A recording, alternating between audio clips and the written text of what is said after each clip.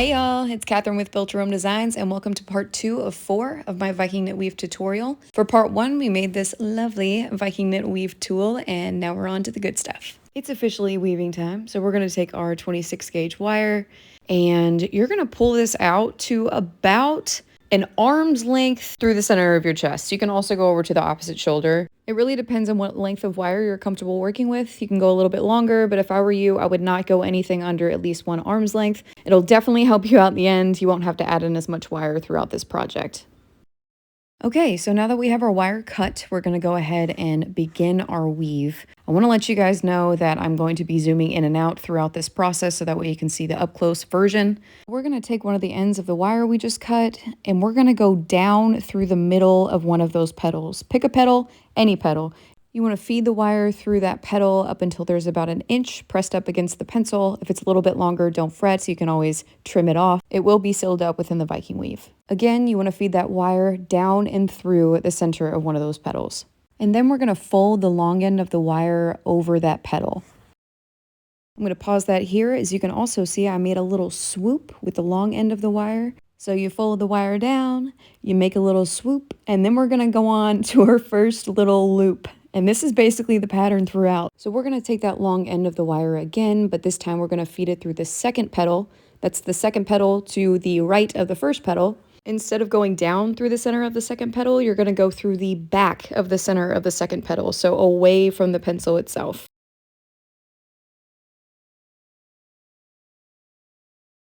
From here, we're going to pull that wire all the way through, and you want to do this very carefully. You want to make sure not to leave any major kinks within the wire. It's helpful to keep your wire rounded off during this part, so basically round in shape as you're pulling it all the way through, just to prevent, like I said, any major kinks or bends within the wire. And we're going to round off this wire that we just pulled through the back of that second petal. We're just going to make like a nice loop here. You don't want it to be pressed down. You don't want it to be pulled too tight. You need it to actually look like a loop around the petal. We're then going to make our second swoop and move on to our third loop. If you notice the pattern here, it's loop and swoop. It's pretty easy to remember whenever you get going on this Viking knit weave.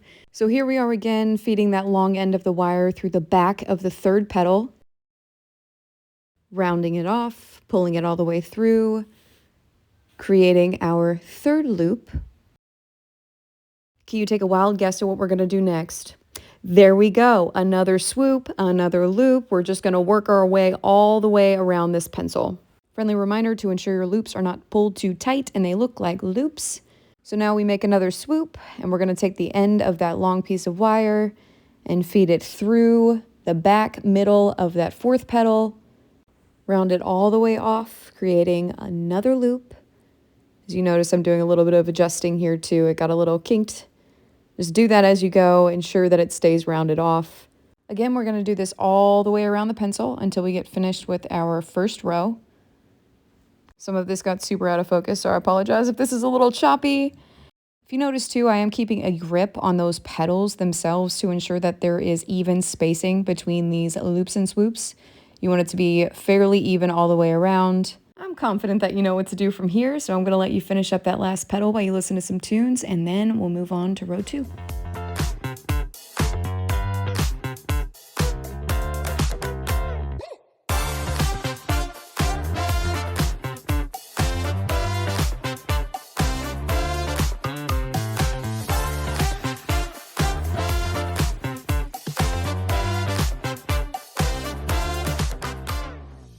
All right, so we've basically completed our first row, and we're going to finish it off by feeding the wire through the petal where we initially started.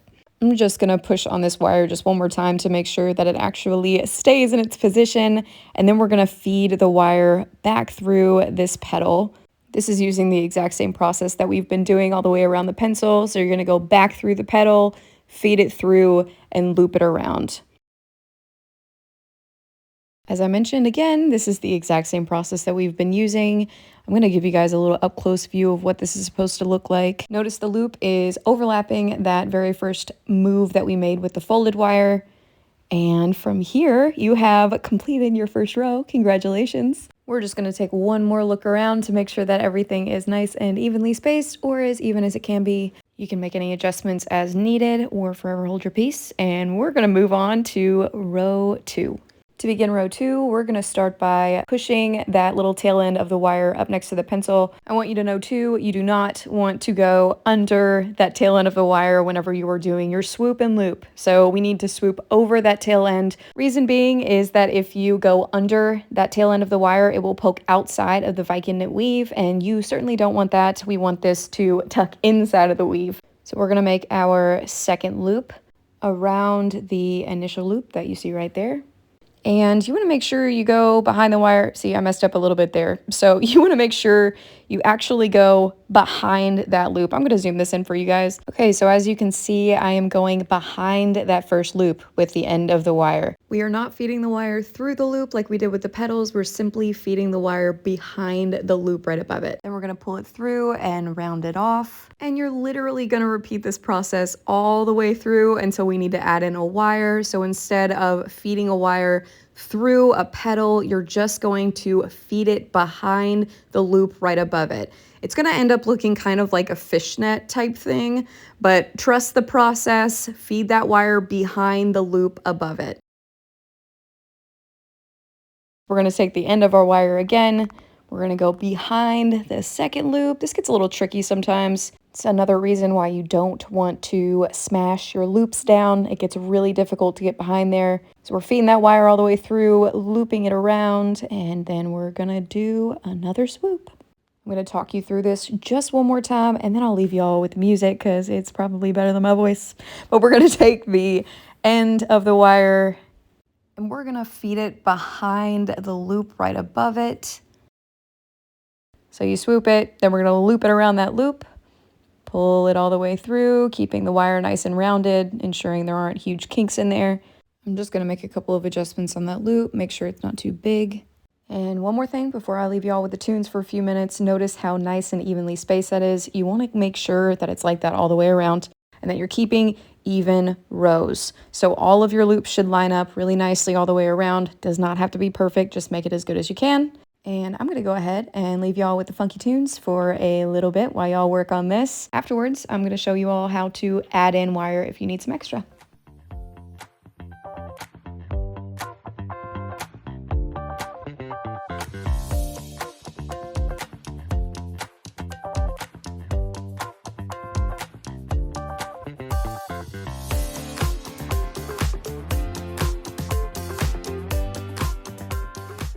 I'm going to interrupt the tunes for just a few seconds to remind you to put that swoop over that tail end to make sure that that tail end is not poking out. Very important. If that tail end is poking out, it will poke the heck out of you. Ask me how I know. I'm going to zoom in a bit here so that way you guys can see what's going on. It tends to get a little crowded with all of this wire here, but you want to make sure that you're feeding that wire behind that loop right above it. And we're just going to keep on chugging along. We're going to do another swoop and we're going to do another loop. And you're going to keep doing that all the way around your pencil or pen. There is no doubt in my mind that you are able to handle this from here on out, at least until we run out of this bit of wire. Reminder, I will be showing you guys how to do an added wire in just a couple minutes. For now, I'm going to leave y'all with a little bit of tunes and leave this rocking and rolling so that way you can follow along. Friendly reminder, remember to feed that wire behind the loop just above the one you are already creating. Make sure you're not feeding it through two loops above it next to the petals, just the one directly above it. As you can see right here, here's a little freeze for you. I'm going to stay at current speed with you for a little while, but beware, I am going to speed it up. I'll meet you whenever it's time to add in a wire. Anyways, y'all enjoy, and here's some tunes. I'll talk to you in just a couple minutes.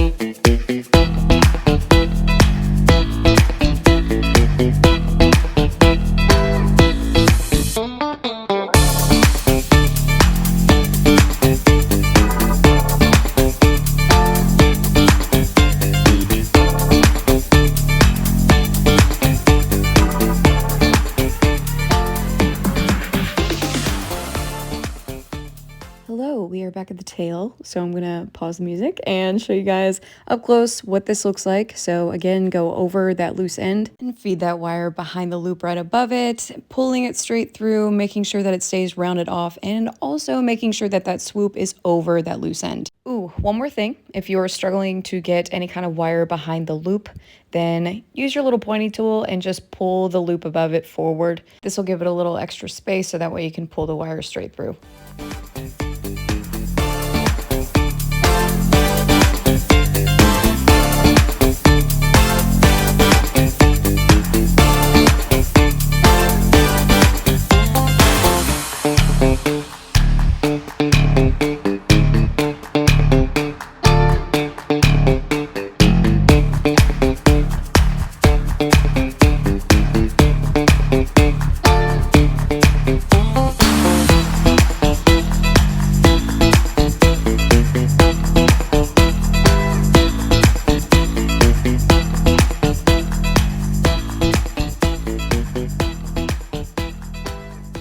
We have finally made it to the very tail end of our wire. Now, before showing you guys how to add in a wire, I need to show you all how to finish off the wire. So I'm going to zoom in a little bit here and show you all what's going on. You want to take that tail end of the wire and feed it behind the loop, just as we have been. And then with that loose end right there, instead of overlapping, we are actually going to pull that loose end through the large loop that you just made with the end of the wire. So hopefully you guys can see that right there. We're just going to tuck that loose end under that large loop right there. And then we're going to pull that all the way through. I like to grab my chain nose pliers for this bit. It just makes it a little bit easier. You can totally use your hands. It's whatever you're comfortable with. We're just going to pull that and loop it through. As you can see, the tail end of the wire is tucked under that loop we just made. And this is what it should look like. We're going to go ahead and grab our wire trimmers to trim off some of that tail right there. You want to make sure you definitely leave about a ½ inch or an inch worth of wire. If you snip off too close to the actual loop itself, then it could potentially come unraveled after it gets pulled through the pulley paddles. So just leave that little bit of tail and you will be good to go. And finally, the moment we've been waiting a while for, it is time to add in your second wire. So you're going to take your 26 gauge wire, as you just saw. You're going to pull it about arm's length, at least arm's length. You can go a little bit longer if you'd prefer. I would not go any shorter than that. So just snip that part off the spool, and here we go. First, we want to find the loose tail end. And then I find it easier if you flip your pencil around for this part, your pencil or pen. It's just easier to add in the wire this way. You'll see why here in just a second. Go ahead and grab the wire we just cut, and what we're gonna do is feed this wire behind the loop above the loop we just created.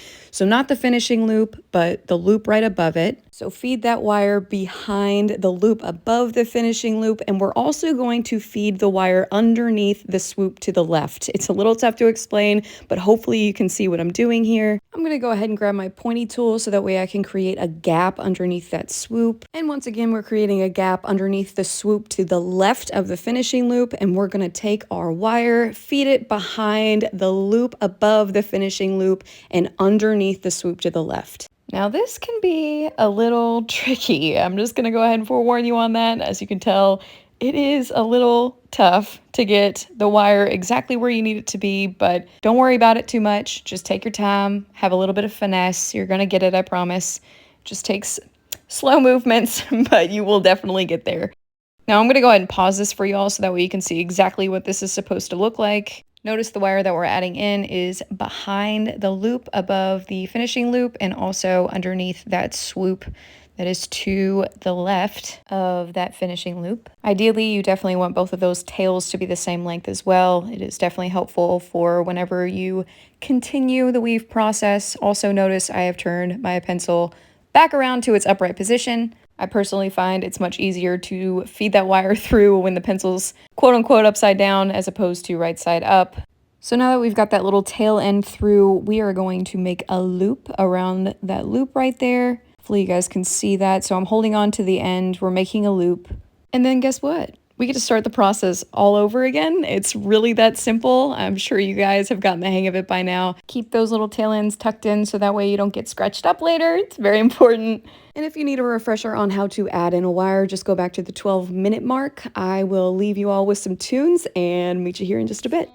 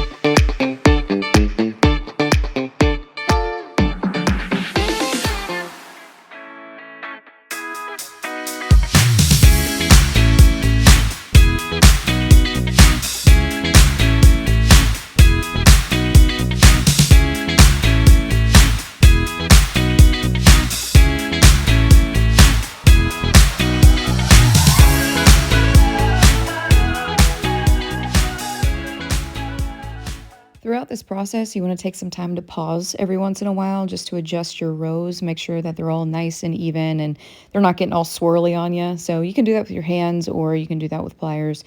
Either way works perfectly. From here, I am very confident that you can take the reins and wrap to the very end of that pencil using the exact technique that we have been doing all the way through. Friendly reminder, if you need to add in a wire, be sure to go back to the 12-minute mark for a refresher on how to do that. But again, keep your rows all nice and straight. Keep doing those loops and swoops to the very end of the pencil. I know you can do it, and I'll meet you at the end of the pencil to finish off this weave. All right, so we've made it to the end of this weave. I'm gonna loop it off just one more time and then zoom this in a little bit for you guys so that way you can see up close how to finish this off. Continuing the loop and swoop, we're gonna go ahead and put that wire right back behind the loop just as you have been doing. I'm gonna pause it so that way you can see this is the exact same thing that you've been doing. Pull that through, and instead of overlapping that tail end, we're going to underlap the tail end. So just pull that wire underneath. I'll leave you guys also with a close-up of that so that way you can see what you're doing. It's kind of like the add-in wire that we've been doing, that we did earlier, pardon me. From here, you're just gonna pull that tight, make a nice little loop at the end, and all we're gonna do is just snip that tail off using your wire cutters. What I like to do here is kind of round that wire off, that little tail end off, and then you're gonna take your wire cutters and snip as close to the base as you possibly can without accidentally cutting wires you don't want cut. And of course, you don't want any loose ends, so go ahead and take your chain nose pliers, and we're just gonna take that loose end and loop it in to where it's not poking out. You don't want to get just marred by wire, so we'll just round that off, kind of squeeze it down a little bit. So long it ends up being a smooth surface and not pokey anymore, you're in good shape. And here she is. This is what it should look like whenever you've wrapped all the way to the end of the pencil. If you made it this far, give yourself a pat on the back, a hug, a high five, you know, whatever you feel like doing there, whatever puts a smile on your face. As always, be sure to like and subscribe so that way I can continue making tutorials like these, and be sure to check out the description for a special offer along with the affiliate links to the tools and materials you see here. I will meet you over on part 3 for the removal of the weave from this pencil, and it's pulley paddle time. Part 3 is linked in the description below. I'll see you there.